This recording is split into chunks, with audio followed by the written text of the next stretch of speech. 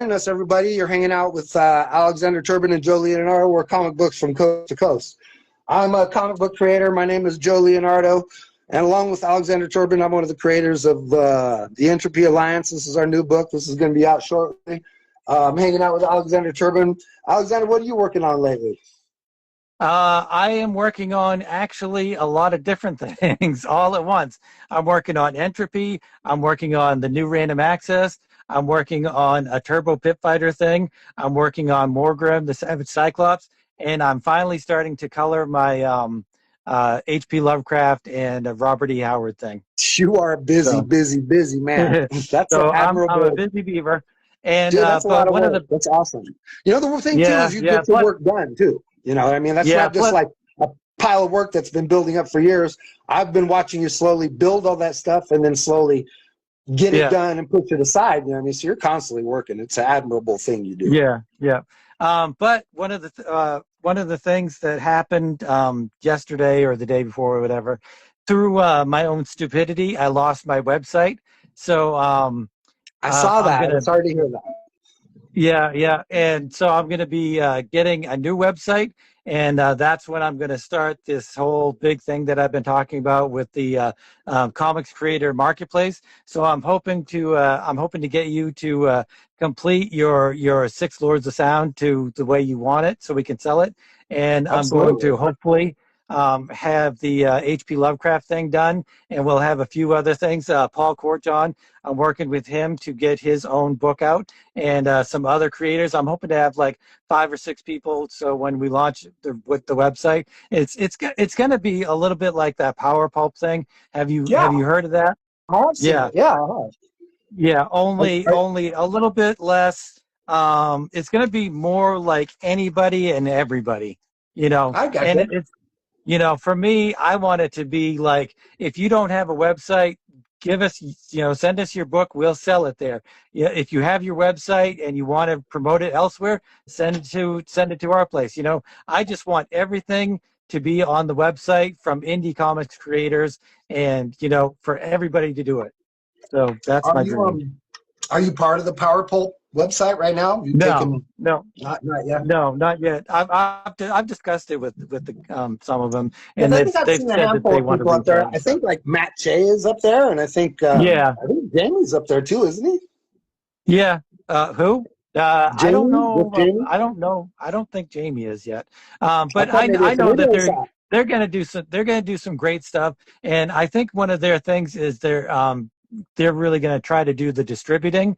And for me, I think it's the distributing. I think distributing through comic book stores is a dead market for indie comics and maybe even comics in general. Maybe that's just my own. Down Debbie Downer kind of attitude. But I just feel like comic books are changing, and that we have to find new ways to do things. So I'm just thinking that if we could just get one website like the eBay of indie comics, just indie comic Sure, creative that's a on that that's a website that's a great way to where put that into everybody's people's there. heads too. You know, just like Yeah, thinking it as the eBay of indie comics. Like, oh wow, you know what I yeah. mean? That's a pretty cool idea. Yeah, yeah. So that's what I'm really trying to focus on. And plus, this stuff that I'm working on, like the Morgrim, I'm going to kickstart the H.P. Lovecraft thing when I'm done coloring it. I'm going to kickstart. I plan on kickstarting, 3 or 4. I hope we can kickstart the Entropy thing. So Yeah, hopefully we dude. can get I into think that's that amazing. too. And even at the very least, you know, kind of starts to build your just build your awareness up to people out there, you know what I mean? Like just putting your Yeah, presence out there a bit more to people, and that's always going to be a good thing for comic book creators, you know. yeah, yeah. I mean, because something's got to give in this marketplace where uh, people get noticed, because I kind of feel Yeah. like indie comics is treading water, and something big's got to happen, and it might be the Power Pulp guys, which I love what they're doing, but I really wish that their name was something a little bit more uh, not more accessible to everybody, I guess. You know what I'm Sure. saying? Sure. Because there's a For lot of what it is. different things happening in the independent comic book world. You know, there's so many different Yeah. genres and staples and types of creation. And yeah, I feel you. Yeah. And you could see guys out there, we got a lot on our plates and we're busy guys, and it's a changing world. And I guess part of that is maybe what we're here to discuss today, which would be James Gunn's new Superman movie. We're here to just kind of give our thoughts on that, and just kind of sink our brains into what we recently saw, and just kind of shed a little light on what we thought about it. Warning, full spoilers ahead. I cannot talk about movies or stuff without spoiling. So Yeah, I'll full try not to warnings. give away If you too don't want much, but spoilers, what's that? I said I'll try not to give away too much on my end, but it's hard not to talk about it, without I think most people, there's already, I scroll through those Instagram videos or whatever, people complaining about how Superman's woke in the new movie, whatever like that. And there's just so many spoilers of so much of it already, just on those that it's hard for anybody to get away from it that hasn't seen it. But I was watching Jim Lee draw last night. I was watching one of his live streams, and he was live streaming a drawing of Superman. And the stream had become pretty divisive, I'll say. It's very rare for people, but it was a lot of groups arguing on his stream, and even he was being like, "Come on, you guys, it's not the place for this. This is Sunday, we're all just hanging out." He's like, "Let's just have fun and be cool." And a lot of people were, really a little bit upset about some things in that movie. So first of all, did you like it? I didn't love it, and I didn't hate it. I did not love it. You did not love it, but you didn't. I didn't hate it. You know what I mean? I thought it was a pretty cool Superman movie, and I liked a lot of things in it. There was a handful of things I didn't like at all. You know what I mean? There definitely was, but let's start out with the things you didn't like and the things I didn't like, because I really enjoyed the movie, but I didn't love it. I don't think it's the best comic book movie or superhero movie by far, but I certainly, but let's start out with the negative stuff and then get that out of the way, and then maybe we can talk about the things that we did like. You know what I'll say? I'll just say this on the back. I think it's probably the best James Gunn movie I've ever watched. You know what I mean? As far as his filmmaking, in my opinion of it, I'll say he moved away from his comfort zone a little bit, and I appreciate that very much. I think the soundtrack he has on there is probably one of the worst things in the film. You know what I mean? The soundtrack. Oh, you think so? You don't like the punk rock song?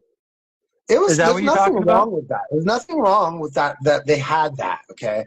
But what I'm saying is that it was wrong not to go with a full symphonic soundtrack. He should have gone with a full symphonic soundtrack, and if you wanted to dot in music into that, then you could have. But I think it was a mistake to try and create an Americana film like that and not go the route of a full symphonic soundtrack. But it does have a full symphonic soundtrack. They take parts of the original. But all they're doing is just taking 8 measures of it. They never play the entire song. You never hear the full thing. They start out with it, but then it breaks off into its own thing. I was watching, because I was looking for the punk rock song yesterday on YouTube, and I came across just the soundtrack, and the soundtrack is all symphony stuff. So it's there. I think maybe you just didn't. I have to hear it again, because mostly you just hear the John Williams thing punctuated 3 or 4 times, and it's just it's just the 8 bars of music. It's just the first 8 bars. That's all you hear. Right. The thing for me that was wrong with that was that I loved that was in there, and I loved that it was like an homage to it, and it was, they were paying tribute to it. The problem is, you're right to think that the rest of the symphonic music it's maybe not bad, but it's certainly not up to that quality. Like you've got this amazing John Williams thing going on, and then they change it and, do some other stuff that just isn't as good. Yeah. In my opinion. I mean, it's, that's one of the things I definitely think, could have been way better. I certainly didn't like the fact that dogs are real and that we couldn't get one shot of a real dog during the entire film. I think that was a little wild. I mean, I get that crypto's supposed to be crypto or whatever, but Jeebus Christ, dude, dogs are real. and that dog looks fake as F through the Do entire you think movie. so? So, I didn't yes, think so. I didn't think so. I'm gonna have to definitely just because looks Crypto was so my fake. favorite part. Dude, Crypto was my it's not a favorite real part of the dog. dog, I mean, I and love dogs, dude. I'm a dog guy. I got 5 dogs. You know what I mean? But like, dude, that dog does not look real. You know, and it's just like, I thought it looked real. it, I definitely have to disagree with you on that. dude. And I'll put, like it's you put your motion real captured dog from up his next to dog. that dog. You know what I mean? That dog is about as real as Mickey Mouse.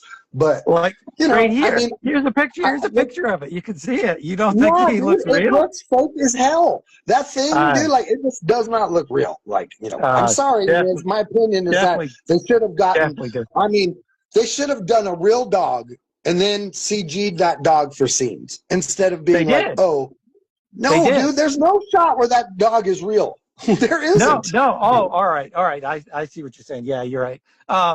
But I mean, this is an all CG dog of this is James Gunn's dog, It's Ozu. not James Gunn's dog, but it is inspired by him, It's and his dog no, it's holds his his dog. ear up like that. It's not. No, I've seen no, a picture of his dog. It yeah, isn't. It it's isn't. exactly His his dog dog, has even black with the spots ear. on it. No, his dog has Even with black spots and I know they brown recolored it. spots. They colored it white, but other than that, like that's his dog. And his dog is not big like that, you know, like his dog is not It's big. Like Crypto's the size of my big. dog, you know. You still I there? don't I don't know. Well, I guess we're No. just gonna have to disagree on this one I, because I love I saw Crypto. a picture of Crypto his was my dog. It's like, favorite part of the movie. well, I mean, Crypto was great. I don't have a problem with the character or what they did with it. I just think it looked crappy. Okay. You Yeah, know, I just yeah, think it didn't look like a real dog to me, you know, yeah, not yeah, even for a second.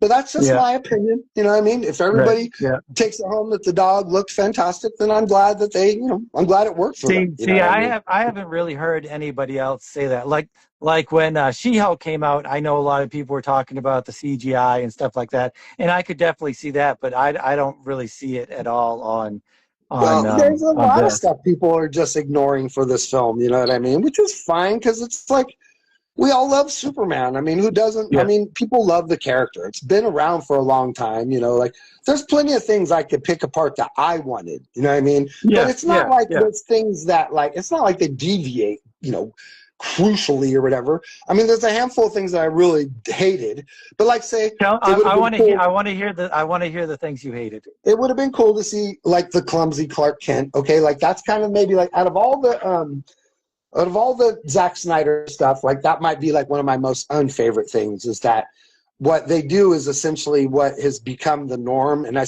want to say it's become the norm ever since Lois and Clark, the TV Yeah, show, and which yeah, is to say like the Dean Cain, Lois and Clark Superman and his Clark yeah. Kent are the exact same character. And all they do is Right. just change clothes, you know. And then every Superman since then has sort of essentially been that, you know what I mean? Like You every know, person who plays them is just sort of like, he wasn't bumbling enough for you. You mean or at all. I as mean, Clark you have as to Clark understand. I Kent? mean, like the only one who's ever really done it right would be like, okay, like you go back to the classic Fleischer version, like the Max Fleischer cartoons, Yeah, and what you yeah. get is this, hey, Lois, what's going on? And then, oh, Right, it's a job for Superman. You know what I mean? And right. it's this big voice Yeah. change thing that takes place. And even, you know, in the Chris Reeve version, you know what I mean? It's like, oh, hi, Lois. Like, how are you doing today? And then it's like, Lois. You know what I mean? Right. Like, Yeah. it's just two totally very different things. And that has gone away. You know what I mean? Like, that just disappeared with Chris Reeve. Like, he was the last person to try and I saw that. I saw that him like changing the intonation of his voice a little bit. Maybe not enough to what you're thinking, but I can understand that. So I mean, you know, I what would have else you liked to have got that seen you it go didn't like? back to that a little bit more. You know, even the one like even when they talk about like this thing is so inspired by All Star Superman. You know, All Star Yeah, Superman has that a lot. You know, the Clark Kent is yeah, totally different. You know what I mean? yeah. Like, so you know, I mean, it would have been cool to go back to that a little bit more. You know, it's not the end of the world that they didn't. Like, whatever. Like, Right, I right. would have liked to have seen that. I absolutely. I mean, I talk about like you know, want to throw up in your mouth a little bit. Hated what they did with Jor-El and Krypton. Like, you know what I mean? Like, it's not hard to see why Tom Cruise turned the roll down when you see what they did with Jor-El. You know what I mean? Like, that was You mean awful. the fact that he told Superman to That dominate over they changed the entire they do origin story. what You know? yeah, I can Yes. understand why I can understand why you get angry about that. I I'm despise not that. too. Yeah, yeah. I can definitely Absolutely understand despise that. it. Like I I don't despise it. I don't despise it because I've always felt that like that part of the story was a minor part, whereas the Kents were the major part of the story. And like the scene where his dad, you know, says he's proud of it, that was way more powerful and important to me than the fact that I kind of thought though that they were going to have it so that you know Lex altered the audio or changed it or they didn't you know they didn't do it right or something. But I guess I that's thought what the it same is. thing. I thought the same thing, Alex. Like I Yeah, absolutely was thinking the same thing was going to happen. And who knows, maybe they will something later on or something. And yeah, you know, yeah. and they just kind of they looked terrible too. You know what I mean? Like I just kind of feel The like what those were the the mom lamest looking Krypton costumes. I mean, the the ones in the TV show look better than that. Like you know, the mom, I thought she had like a lazy eye or one eye was bigger than the other, which I don't know if that was something. supposed to be like the video was supposed to be cutting out and stuff because it was damaged video. I Maybe noticed it was that supposed to be too. that, but I think she was just weird looking. But yeah, But I mean, yeah, was that your biggest problem with the film? that was one of my big problems. I think, you know, like it was really like I understand that no one wants to see the origin again, but I think it was a mistake not to show it as a flashback, you know, 2 minute flashback or whatever, you know, like I think it Yeah, was a yeah, mistake, you know, it definitely could have been a flashback of that. not But to show it as just a memory or whatever, or just a, you know, a recording or whatever, you know, it should have been shown. But that's yeah, not even, you know, that's not that big a deal. I also thought I mean, I didn't really like the interior of the Fortress of Solitude either. It seemed incredibly small. Seems like it's yeah, essentially like a big yeah. living room. You know, Yeah, it's yeah, like, small, and but I mean, you got to think that there's other rooms and stuff. They yeah, but just it's showed that one ridiculous that you part. walk in through the front door and then the main computer that runs the entire building is like 8 feet away. Yeah, yeah, and that's the only metallic thing in the whole. See, Uh-huh. in like I've drawn the Fortress of Solitude in my version, it's got like all of these gun turrets and stuff, but you know that's from a And then different the other thing conversation, too I is if you're guess. going to do the Crystal Palace thing, why doesn't it have all the crystal control panels? You know what I mean? Right? Yeah, yeah, yeah, yeah. That's true. I Um, should, you know, I would have liked to have seen that done right, you know. But let's, you know, yeah, I mean, there's plenty of things that the film did wonderfully. And it's not like these things I'm mentioning fully detract, but like, right, you know, right. one of the things I'm noticing like people are pretty upset about is the blatant freaking metaphor of Palestine and Israel in the film, you know. Right, right. See, I thought it was more Ukraine and Russia. No, dude, it's clearly Israel and Palestine, you know, clearly. Yeah. And Um. everybody can see it, you know what I mean? Like, it's just Yeah. like all Yeah. over the internet. If you look on, you know, YouTube and on Instagram, there's a lot of people talking about how he's non-Zionist, he's non-Zionist. James Gunn made it so You're political right. by putting these in there. Like, Right. Right. Well, I think even if that hadn't been in there, I think that there were going to be people that said that about Superman anyway. There's always going to be haters for any film, and I think that's just something that they would have, you know, they would have picked apart well, anything. Those people. Um. yeah, I mean, But that was what was going on in, that was what was happening in Jim Lee's thing too, is people were like, yelling at each other over, you know, Palestine and Israel, you know, freaking on yeah. Jim Lee's Yeah. live stream yesterday. You know? Yeah, that doesn't make any sense that they would be doing that there. But what about which is my low point for the movie was Green Lantern, Hawk Girl, and Mr. Terrific.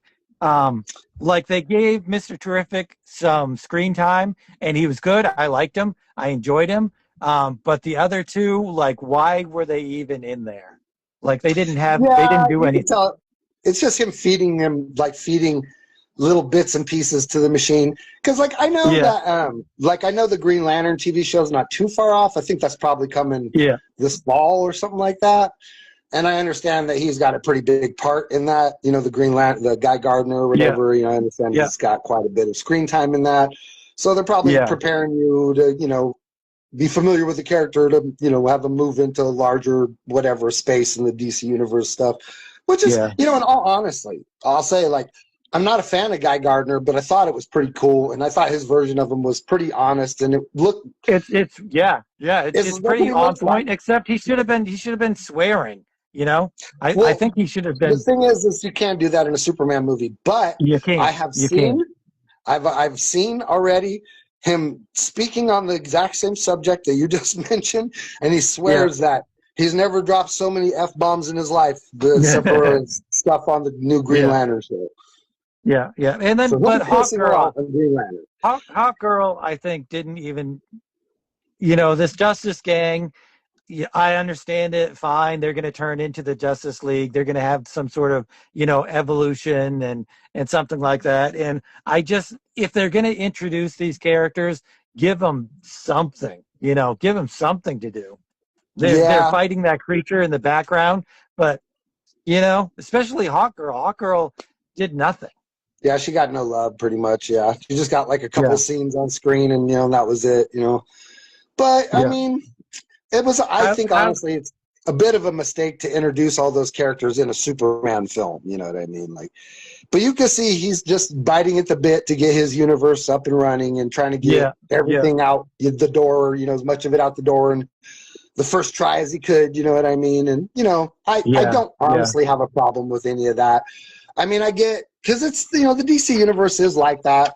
There's a ton of things always going on in the DC verse, and yeah, he's just trying to break you in and get you through the door yeah, of all these things. None of the other Superman films have ever taken that approach. You know what I mean? Like, so he's just going for it and saying, like, I mean, not unlike we're doing in this, in our latest book or yeah, whatever. yeah, It's yeah, just like, definitely. you just jump into the universe and you just pretend like it's been there for forever. I mean, that's Yeah, exactly how I thought about it as I was writing it. And I just try and like, because my daughter was like, well, people aren't going to know who these things are. And I'll be like, well, once they get going, they'll realize that they're just echoes of a lot of other characters they're real familiar with. And, you just jump off the bridge and off you go or whatever. So I felt yeah, like he yeah, was just kind of doing that kind of thing, just getting everybody up and running on the ideas of the DC universe and, how much diversity there is in that place. And, yeah. how, I mean, it's just got a lot going on, especially, I mean, back when it had the multiple reality thing going on like it used to have, but at least they've curved that a bit these days. Yeah.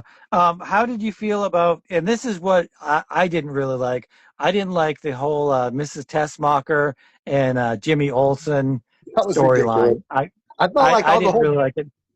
I felt like he was just Um, essentially ripping that off from Game of Thrones. And he was just like, oh, what if Jimmy Olsen was like Podrick in freaking Game of Thrones? You know well, what I mean? well, I was watching a video yesterday on Easter eggs and stuff in the movie, and they were saying they were actually showing issues and stuff of how Jimmy Olsen really was a ladies' man. How he had like all of these, gorgeous women all over him, and how they couldn't keep away from him. So I guess if it follows the comic books, then you can't really argue with it too much. I didn't really have that big of a problem with it, to be perfectly honest. And I thought the little kid they got to play Jimmy Olsen was pretty good.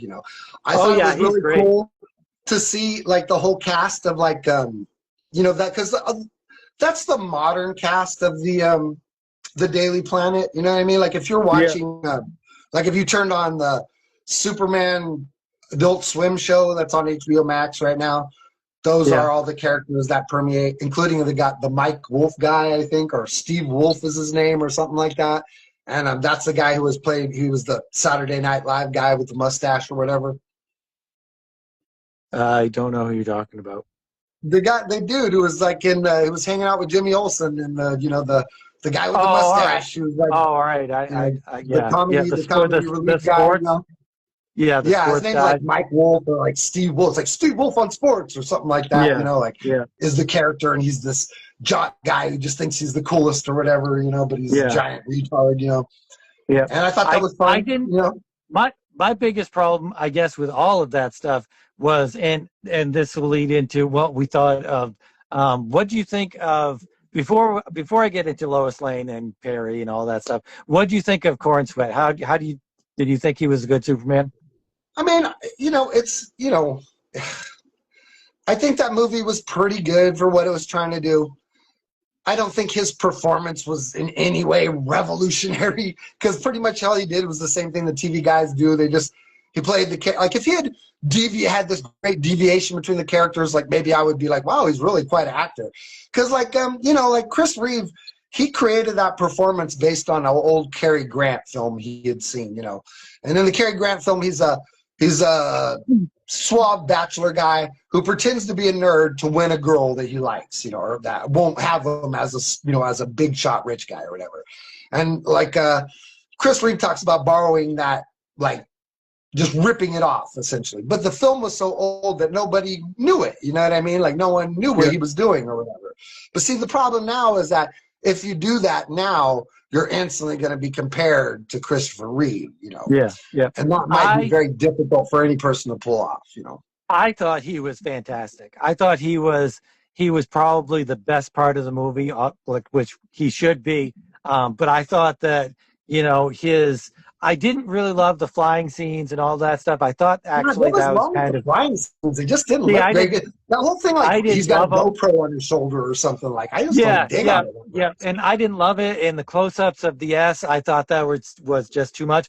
But him actually, you know, talking to everybody, him talking to the Kents, him talking to Mom, him busting into the Luthers wherever and be like, "Where's the dog?" I thought that was awesome. I thought it was his speech at the very end where he's talking about his, you know, his humanity is his strongest point and part, and I thought that was fantastic. Well, you know, so I'll be perfectly honest with you. You know, as cool I think as this he might have been better I than do think it's a good version. I don't think that it's like I like the Zack Snyder version a little better, just because it's more grounded in a reality, you know what I mean? Like the Zack Snyder version is a companion to the Dark Knight films, you know, and they look like they come from the Dark Knight, you know, universe or whatever, you know, from Chris Nolan's Dark Knight films, you know, they look like they belong in that universe, and they're very grounded. And Superman is a bit more of a god, you know, he's a bit more alien and intangible in those movies. And he's much more human in this film, you know. And I don't necessarily really think that's correct. Like, and honestly, I don't really think that's correct at all. But I don't disdain it or like disregard it, you know. And if that's the approach they want to take, you know, I'm fine with that. It's whatever, you know. I really don't think that's correct, like myself, because like Superman is not a person, you know what I mean? As much as you want to like.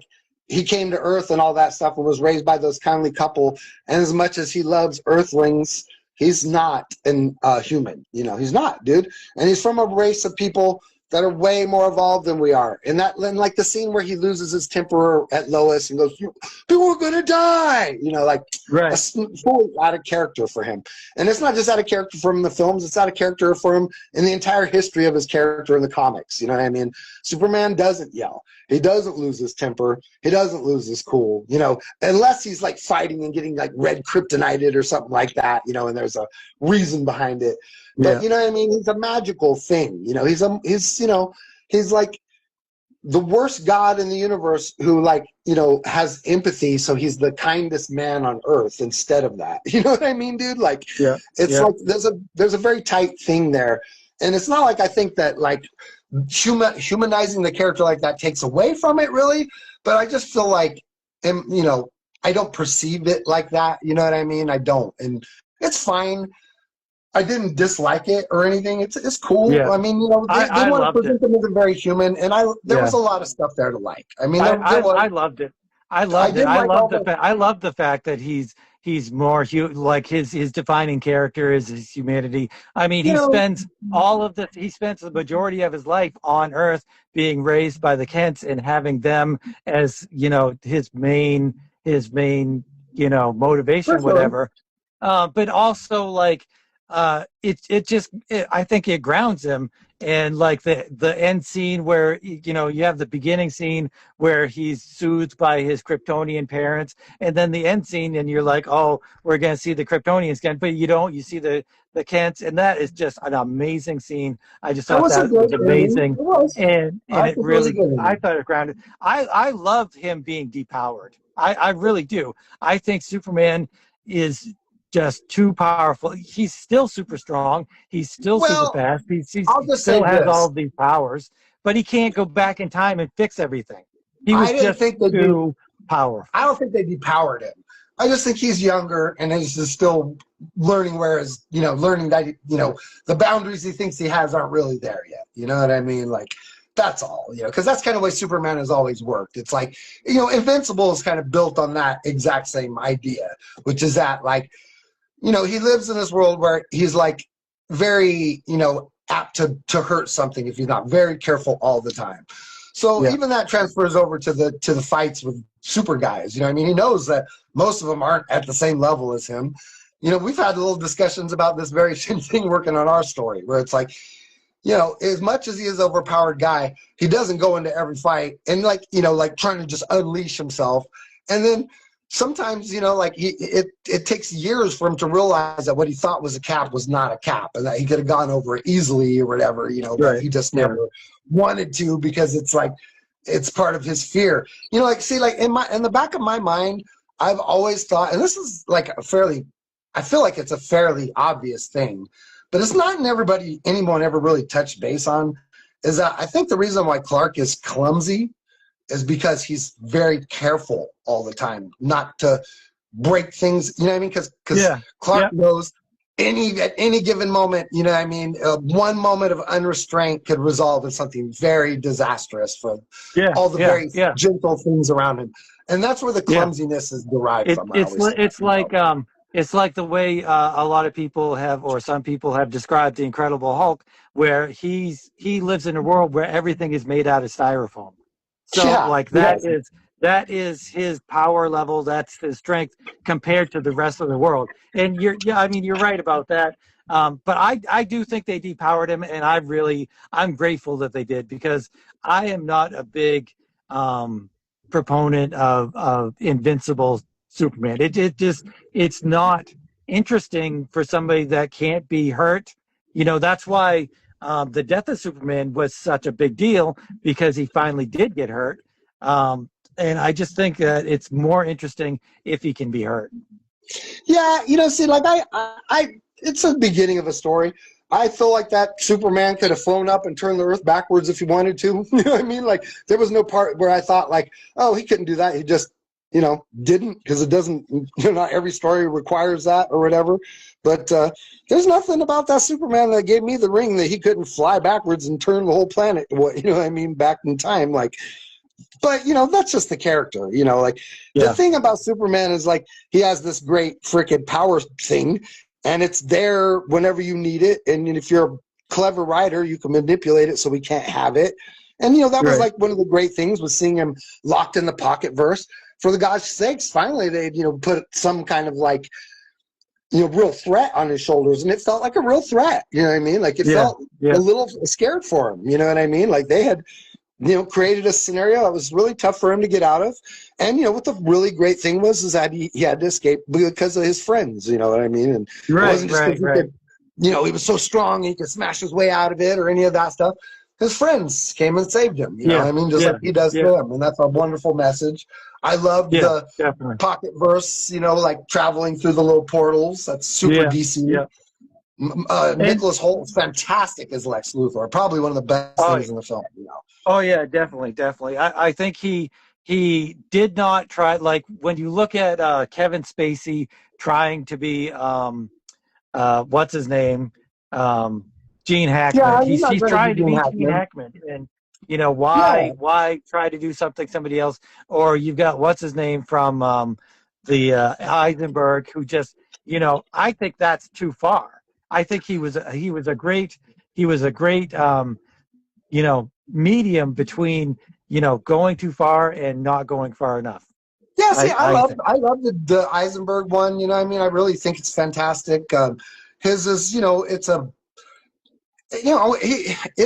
a very logical choice, to make it this tech billionaire kid or whatever, and he plays it perfectly. His version of it is much more autistic or whatever, and focused, like highly focused on this idea of this thing, that he feels utterly threatened by. And that's always the platform for Lex, is that he is the real Superman, and he hates that Superman is there to make him not feel like that. You know what I mean? And that's always been essentially the main, version of what Lex is Lex is a real guy like me and you, and he's accomplished all of this stuff on his own, and he feels like he is the real Superman that everyone should be looking up to. And, talking about, and then all of a sudden this dude with his like spaceman freaking pajamas shows up, and no one gives a crap about any of the fantastic things he does, So he has this huge amount of animosity and this huge amount of jealousy for this dude who just shows up, like a freaking wish or whatever, and like a genie or something, and just wrecks his whole life, And it's a perfectly understandable position, you know what I mean? Yeah, for a man like that who has achieved so much to look at someone like the fact that he brings that up, he brings the jealousy up, and he has this big speech about it. I think that was fantastic. That was a fantastic way to approach it. Great stuff in that movie. I mean, there really was. It was a wonderful movie for children. Yeah, I promise that any kid that watched that movie probably left, chasing out to their car with their hands in front of them. You know what I mean? Like, pretending that they're flying, and I hope they all do. You know what I mean? I hope they all race home and, want to get a Superman comic book and watch the Superman cartoon, and you know what I mean? Because that's what it's all about. It's all about, just opening the eyes of like new generations to this wonderful idea. I mean, like Alex, like I've chased the idea of being Superman like so long in my head, like as a child, like I just wanted to be just like him, like I always, you know what I mean? Like I've always, an old person, trying to get their groceries into their car, or, you know what I mean? Just like, my whole life, dude, like I've always just aspired to be as much like that as I could. And it's nothing other than the fact that I saw that Richard Donner movie and just desperately wanted to be that person, you know what I mean? Like, and, even like, there's so many like juxtaposition. I grew up on a farm, my mom is just like that mom, you know what I mean? She looks like her, sounds like her, you know what I mean? Like when we watched the movie, both my daughters were like, oh, she's just like Grandma Margaret. I was like, yeah. And I mean, like my life is very reflective of that whole thing. I grew up in that same time. I grew up on a farm. I was a small little kid who got bullied a lot, that grew into a 6'1", freaking dude who didn't have to work out, who had perfect abs and green blue eyes that change colors and stuff. And all of a sudden everybody is like, treats you like you're this special thing. You know what I mean? I went from being like a guy that girls would get angry if I found out, if I told like someone I had a crush on a girl. Like one time I had a girl stop in the middle of the class and just yell at me, like in front of the whole class, like how dare I like her, like the very idea of me liking her was just like so beneath her or whatever, And I remember I was like, I wasn't even upset like that she called me out. I was really pissed at my friend, because like I had told my friend like I had a crush on her, and he like ran to her and told her or whatever, you know what I mean? Right. And I was just like, oh my God, but like, when you go from being like a nobody to feeling like, oh, all of a sudden people are noticing you and stuff, and you could exploit all these things because you're a wonderful thing and you got all these great things going for you, but you don't want to. You just want to be a good person. You just want to try and be the best person you can be. And it's like so much of that is because of this character. And I hope thousands and millions and trillions of children across the world all feel like that. You know what I mean? Black boys. So let me ask you. Do you think Henry Cavill was better at Superman? I don't think he's better. I think the version of Superman he got to play is better. But don't you think that the new one is more good? I don't. No, I think because okay, I thought it was very prevalent that he was the most innocent and maybe not best, but definitely the most innocent of all the Supermans. Well, I think it's important to explore different versions of these characters. I think that's why I'm always cool when they come back to Batman again. I'm always cool when they come back to Tarzan. I'm cool when they come back to Spider-Man. You know what I mean? When they change it, I'm always wanting to see what they do with it, because these things, they're pliable, and it's fun to see different versions of them. Like in this version, he is everyman. He's a very everyman person who's been imbibed with this incredible, like ability, and all he wants to do is make everyone feel like they could be like him. You know what I mean? Like he wants everyone to feel like they're their own superhero and they can save the world just like he can. And he wants to be that inspiration, and that's a beautiful thing. And in the Zack Snyder one, it's more like a world that doesn't accept the idea of him and him desperately trying to like create a paradigm where he can be worthy of what people, expect out of something like he is. And he sacrifices himself for a world that doesn't really understand him and freaking necessarily embrace him. You know what I mean? Because the world in Zack Snyder doesn't embrace Superman like they do in this thing. You know what I mean? Like, right. Well, like they kind of do. I mean, in the Superman versus Batman, he dies, right? That's the one where he dies, not Justice League. yeah. Right, right. And they go through this time of mourning, and they're Well, yeah, but that's not till the end. all Till after upset. he's done what he's done, like after he's saved everybody, then they're all like, yeah. But before that, everybody's on the edge. Like, who is this guy? What is his purpose? Right. You know what I mean? Like, he's the threat to us. Like, which and kind of everybody makes sees sense. it like that. Which makes sense. I mean, if we turned on the TV and somebody was flying around and doing stuff, and we'd be like, well, maybe we should keep an eye on this guy. Yeah, well, you'd be thinking like, oh, he's going to be king of the world pretty soon, like this guy's gonna, Like, which is exactly why I think they put in that whole thing with his Kryptonian parents and that he was supposed to be the king of the world, and why the humanity reacts the way they do. Like I said, I think it was a good, solid version of Superman. I think it's a bit more for kids than, like, say, the Zack Snyder one is. And I think that's fine. I don't have any problem with any of that. It was a wonderful film for the most part. I really enjoyed, his portrayal of the character. I didn't hate the way it looked or anything, and like you said, the heart of that Superman is like how human he portrays himself. And that's a wonderful thing too. I liked the end part, and that both of his parents were alive, because we're always so used to Jonathan Kent being, X'd out of the story. Yeah. And that was kind of cool that he was still around, and I mean, it was a wonderful film for the most part. There's a handful of things that I didn't necessarily gel with, but, I'm an older member of the audience, and it isn't, Were you okay? Were you okay with the some of the funny parts? Like him saving a squirrel? I didn't have a problem with that. I mean, I didn't even think that was funny. I mean, that's a pretty solid Superman moment. Or I think it's a great thing to include. Being the way she is. No, I mean, the Lois, I didn't like her too much. She's a little bit ugly to be playing Lois. I was going to say that. I didn't really like her either. They try to find someone that looked just like Margot Kidder or whatever, and has that same vibe, and she does. When she looks like she could be her daughter or something. Yeah. But I really love.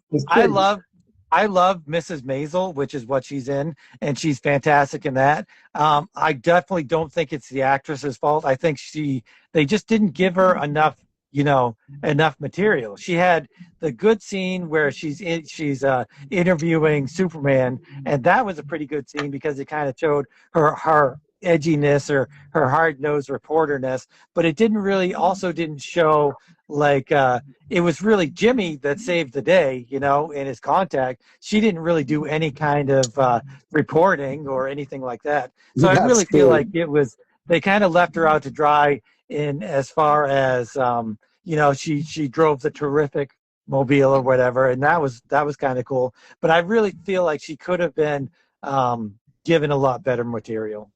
Yeah, Mr. Terrific was one of my favorite parts. Metamorpho, the elemental guy, like that was fantastic. I loved his character. I love that he, my favorite scene was probably Superman in that quantum atom river or whatever, when they're going down the black hole. Like, I almost wish they'd have saved that for the very end piece, because I thought that was fantastic. Like, that was probably my favorite part. Well, you mean where his clone goes into the black hole? No, when he's saving Elemental Man's baby, and they fall into that river, and that river of whatever atoms or whatever, and Elemental Man has to pull him out, and Clark saves the dog and saves the baby, that was pretty awesome. Well, I mean, they had to set that up as a foreshadowing kind of thing for how it was going to end. What do you think of Ultraman? That was all cool. I think the thing I probably thought was one of the lamest things in the film was how they just solved the how that black hole crevice is opening down the middle of the city, and all they had to do was just punch a code in to stop it. I thought that was kind of weak, but other than that, I don't really. I kept thinking, like, how are they just gonna stop it? But that was kind of lame. It definitely should have been a Superman saving the Superman day thing, moment. like, some sort of feat of strength or something, you know what I mean? Like, Yeah, but whatever. I thought Mr. Fantastic was awesome. I love the scene where he rolls in and takes care of all those Viper guys or whatever, yeah, like, that was cool. that was That was great. cool. And, I for mostly, I think Corn Sweet's got a quite so, but what a terrible name. How are you ever going to be a movie star with a name like Corn Sweet?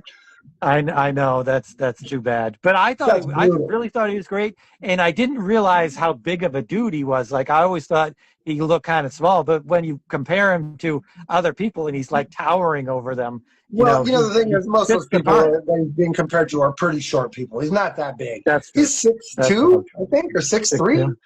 But Yeah. he's like 6'3" with his boots on. Like, he's not really 6'3", like in bare feet. You know what I mean? Yeah. And I'm 6'1" in my bare feet, so he's just an inch taller than me. You know what I mean? Like, he's not that big. Yeah. But you see, the thing is, when you really breach the 6'3" barrier, and that's like Ben Affleck. Like, Ben Affleck is 6'3" in bare feet, Oh, right? is he? Yes. So if you put him in boots, right? Like those Batman boots, now he's 6'4", Yeah. And now if you want him to run, he starts to look very boingy. You know what I mean? He looks like boing, boing, boing, like, and that doesn't look good on film. You know what I mean? Like when you really have those really long legs, that's why Tom Cruise looks so fantastic running in all of his movies, because he's a short, compact little guy. You know what I mean? Yeah. And that's why they exploit that in every Tom Cruise movie. He runs. You know what I mean? Because it looks so great. And when you're a big, tall guy and you run on film, it looks really goofy a lot of the time. So I think they probably picked a good thing to where he looks pretty big compared to the 6 foot or 5'10" or 5 foot, 11 dudes that are around him.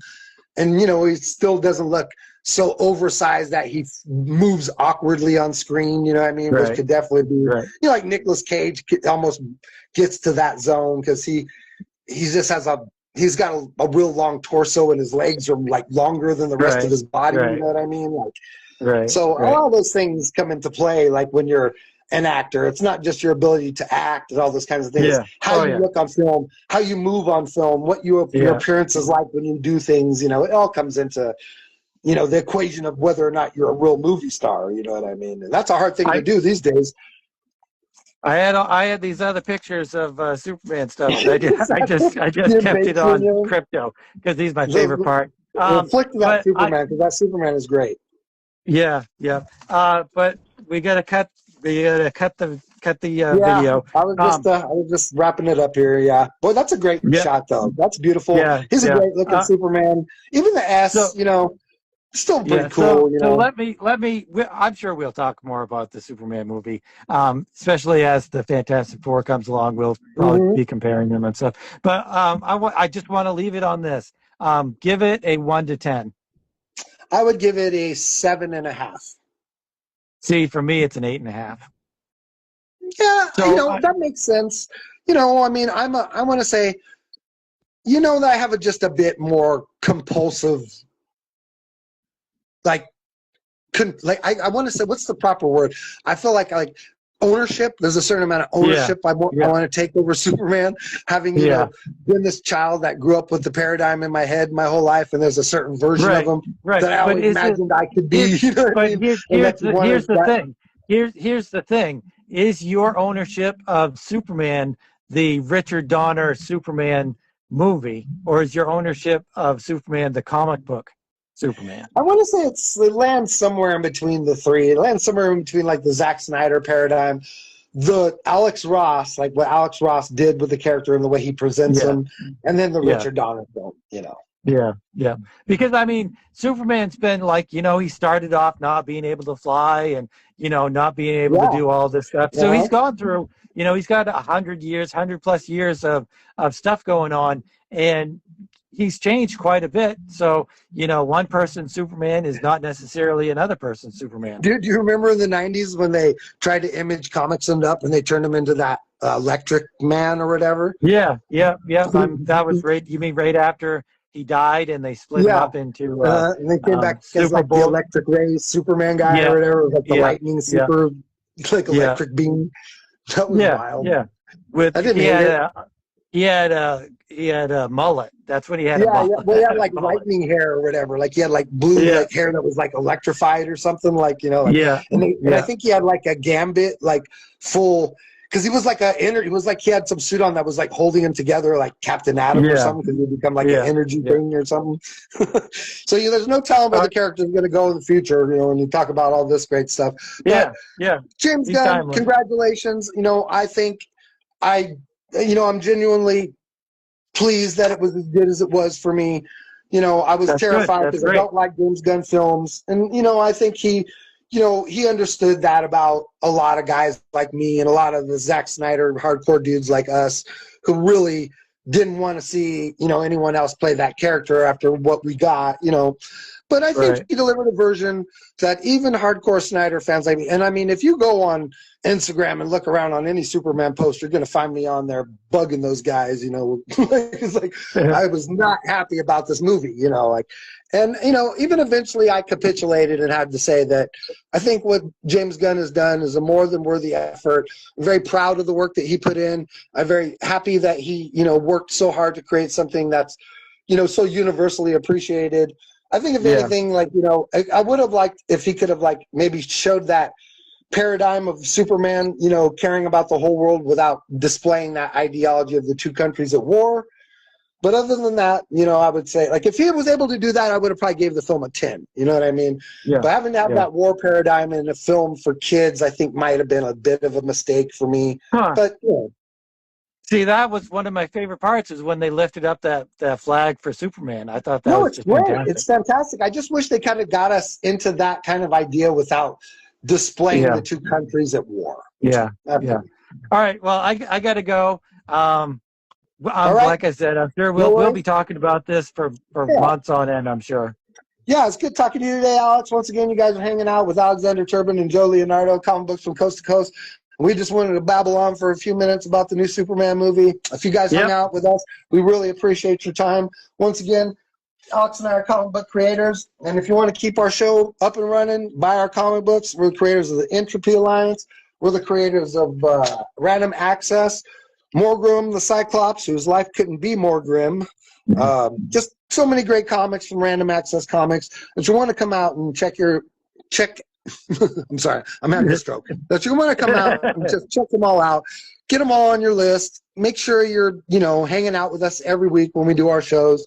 And just stay informed in the comic book business, comic book industry. If you're a comic book creator and you have stuff you'd like to have shown on the show, be sure to contact myself or contact Alexander on Instagram. Alexander's Alexander Turbin on Instagram at 044001. 04401. Yep. 04401, yeah. And I'm Awfully World on Instagram. Once again, you're hanging out with comic books from coast to coast. And you want to get us out of here, Alex? And like I said, I don't know. Did you watch my last video? But I had this fantastic. I usually don't toot my own horn on stuff, but my last little thing about how everyone is part of comic books and we're one giant family. I really enjoyed it. I think that was fantastic. Yeah. Like I said, keep on creating.